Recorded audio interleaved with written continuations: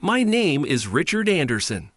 I've been in banking for 35 years. 35 years of numbers, deals, and long hours. When I started, the world was different. We were building something, not just pushing paper around or chasing fleeting trends. The fundamentals were important then. Relationships were everything. You could shake hands and trust a man's word. I had risen through the ranks the old-fashioned way.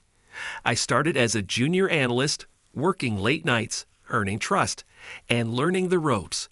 Eventually, I became one of the senior figures in the bank. The title came with a bit of prestige, but what I valued most was the respect I had earned. My peers knew me as someone who could make tough decisions, someone with a clear sense of what was right for the company. I had seen the ups and downs of the financial world, weathering recessions, adapting to changes, and guiding the bank through challenges that many others wouldn't have survived. But as time passed, I started to feel like a relic. In the last few years, the bank had gone through a shift. It was no longer the same place it was when I first started. New blood had come in, bright-eyed, sharp, ambitious. They talked about digitalization, fintech, algorithms, and big data. They spoke a language I didn't understand, a language that sounded more like buzzwords than actual strategy. One of them, Kyle Matthews, a 30-year-old with an MBA from Harvard, was particularly vocal about how the bank needed to change. To him, the old ways of doing business were outdated. In his eyes, the past didn't matter. And it didn't take long for me to feel the weight of his disdain for everything I had worked for. I remember the first time I saw Kyle in action during a board meeting. His charisma was undeniable. He had the room eating out of his hand. His proposals were bold, brash, and innovative. But when he talked about some of the new strategies for the bank, I could hear the underlying arrogance. He dismissed experience as old-fashioned. He spoke in a way that made it clear that he thought he knew better, that his way was the future. At first, I let it slide. After all, every generation thinks they have all the answers. But slowly, his influence began to spread. I was no longer in the center of the conversation. I wasn't the go-to person for advice. I was sidelined. Things started to unravel more quickly than I could have ever anticipated. At first, it was just subtle shifts, small changes in how the meetings were conducted, who spoke first, and who got the most attention. I used to be the one people turned to when there was a problem, the one who had the experience to guide the team through tough decisions.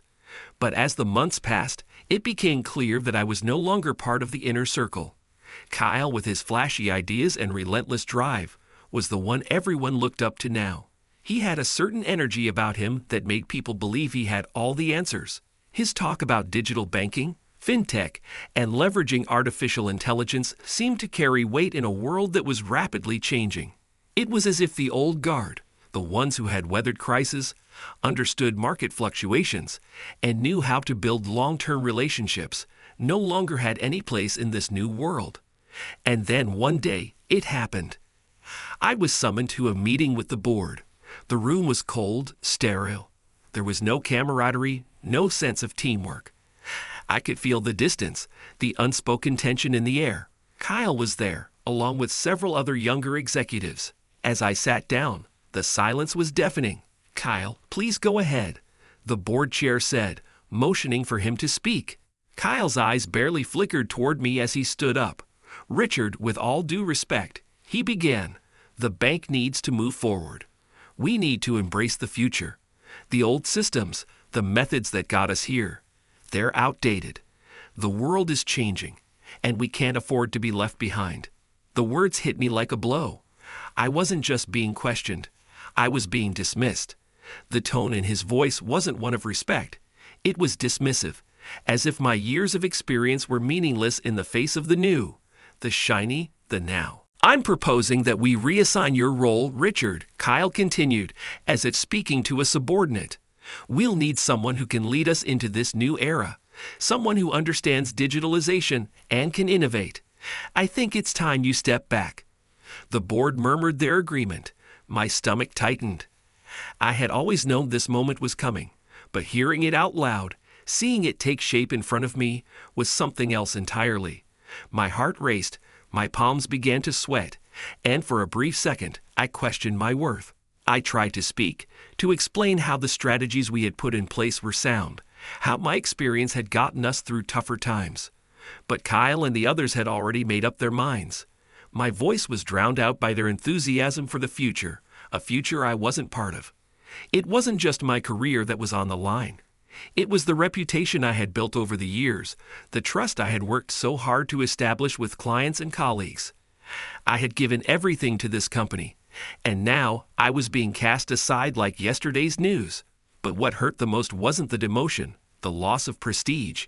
It was the realization that they thought I was irrelevant. In the blink of an eye, everything I had built was being torn down. The years of experience, the lessons learned, the decisions that had made the bank thrive.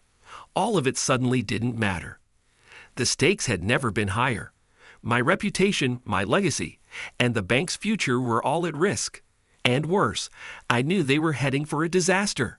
They just didn't know it yet. The weeks that followed were a blur of meetings, emails, and decisions being made without me. Kyle had taken the reins, implementing changes that he claimed would revolutionize the bank. He pushed for the adoption of a high-risk, high-reward strategy that centered around unproven financial technologies and speculative markets. It was bold, too bold, in my opinion. But it wasn't my place anymore to argue. I spent my days in a haze, feeling more like a spectator than a participant in the bank's daily operations. I had been pushed out, relegated to the sidelines, and it stung worse than I had imagined. My colleagues, the ones I had worked so closely with for years, barely acknowledged me. Some offered forced smiles, while others avoided eye contact altogether. I couldn't help but feel like a ghost, someone who had once been vital to the organization, but was now irrelevant. One evening, as I was cleaning out my desk, preparing for what I assumed would be my final exit, I received an unexpected call. It was Carl, a former mentor and one of the few people left in the bank who still respected me. He had seen the way Kyle was pushing things, and he knew what was coming. "You need to act fast, Richard," Carl said, his voice urgent. "You've got the experience to see this coming. The changes they're making, they're dangerous. The new strategy is already showing signs of failure.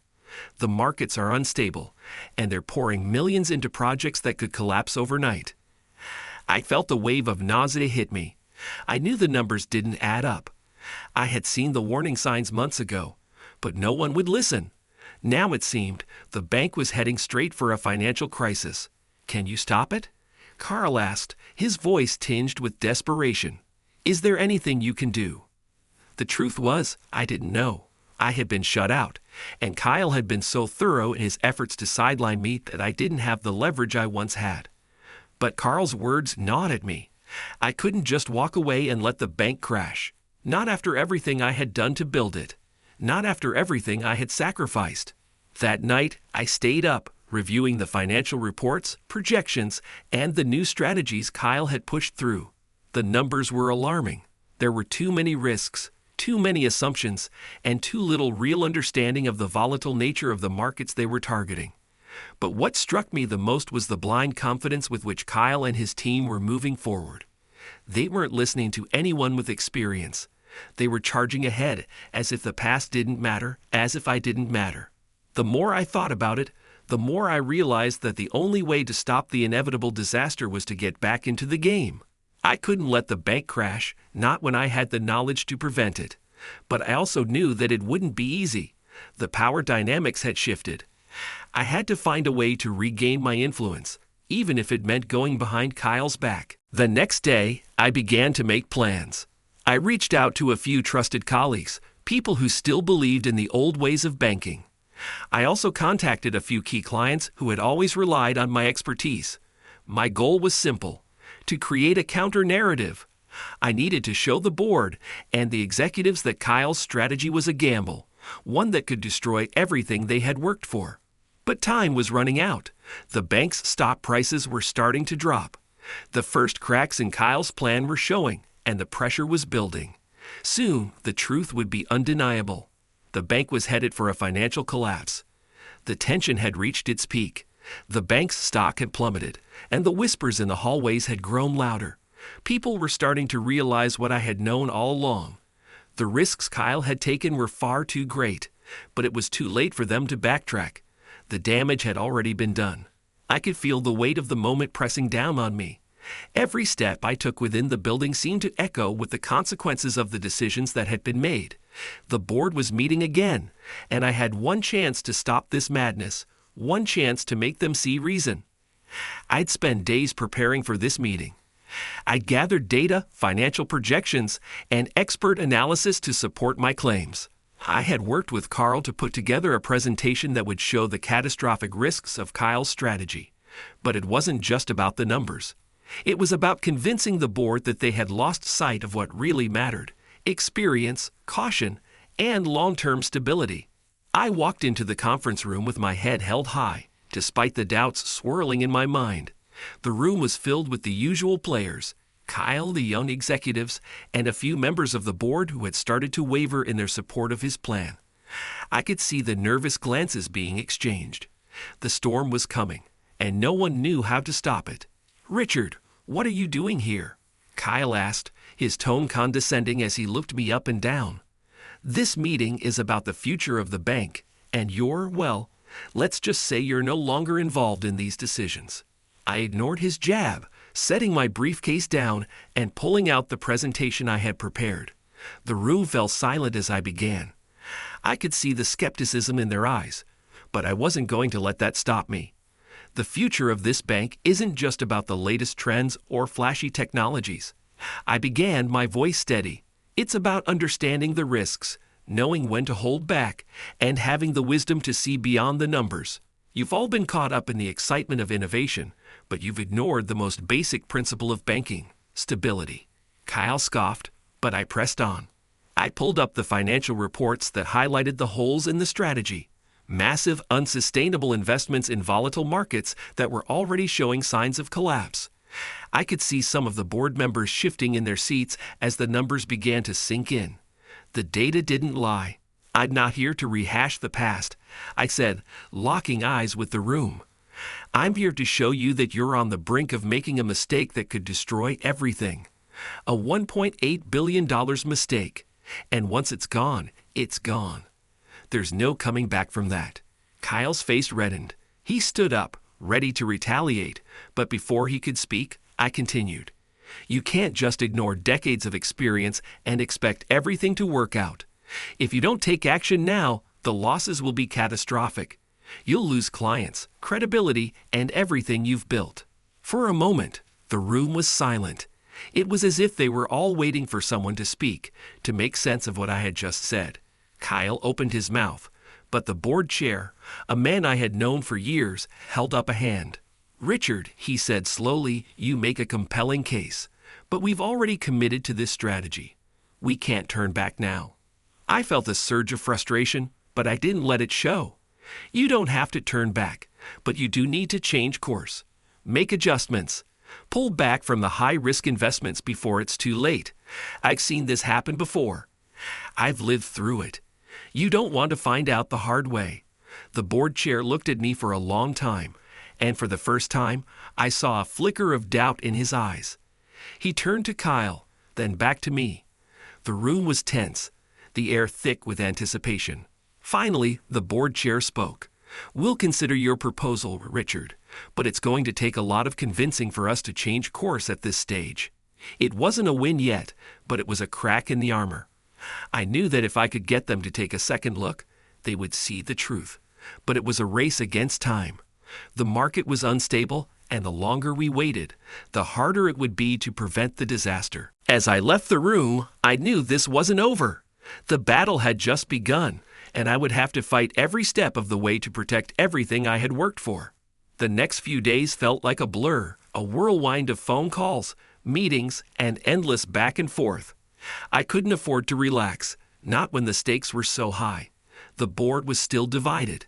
Some members had begun to see the flaws in Kyle's strategy, but Kyle wasn't going to back down easily.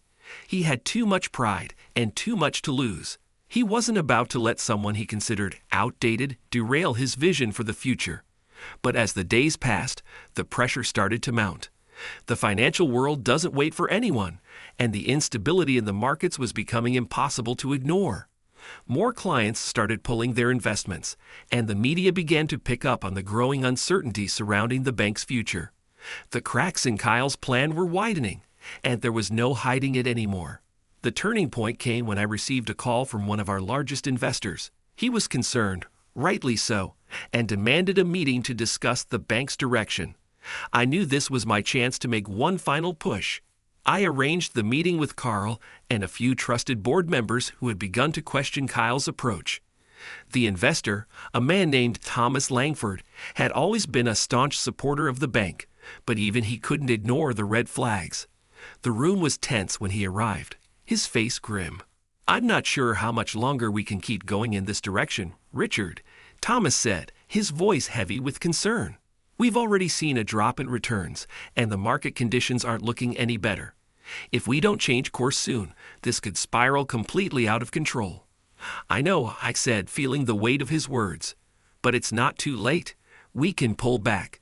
We can stop the bleeding. But we need to act fast." Carl and I laid out our case again. The risks, the flaws in Kyle's strategy, the numbers that had been ignored. We painted a picture of the future if we didn't change direction. A bank teetering on the edge of collapse, with billions of dollars lost and clients walking away. I could see the worry in Thomas's eyes as he absorbed the information. After a long silence, Thomas spoke. "I'll back you, Richard. I believe in you. I'll talk to the other investors. We'll make the changes, but you need to get the board to agree. This is your fight now." It was a pivotal moment. With Thomas's backing, I had the leverage I needed to push for a change at the board level. The next board meeting was scheduled quickly, and this time I came prepared. Armed with the support of a key investor, I laid out the undeniable facts. Kyle tried to fight back, to argue that the future was still bright, but the tide had turned. The reality of the situation was too clear to ignore. By the end of the meeting, the board had agreed to reassess the bank's strategy. Kyle's high-risk investments would be scaled back, and we would refocus on stable long-term growth.